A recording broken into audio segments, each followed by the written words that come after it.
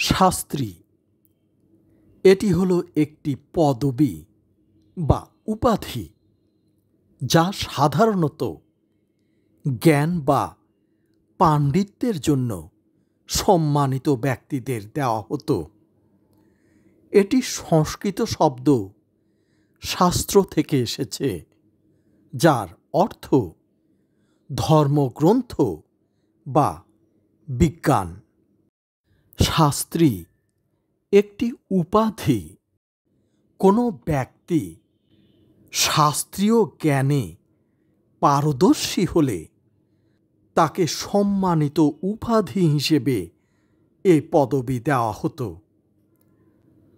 প্রাচীনকালে শাস্ত্রী উপাধি সাধারণত ব্রাহ্মণ সম্প্রদায়ের মধ্যে দেখা যেত, যারা ধর্মদর্শন এবং অন্যান্য শাস্ত্রীয় বিষয়ে গভীর জ্ঞান রাখতেন। উদাহরণস্বরূপ বলা যায়, হরপ্রসাদ শাস্ত্রী ছিলেন একজন বিখ্যাত পণ্ডিত এবং সাহিত্যিক, যিনি বাংলা সাহিত্যের প্রাচীন নিদর্শন চর্যাপদ আবিষ্কার করেছিলেন।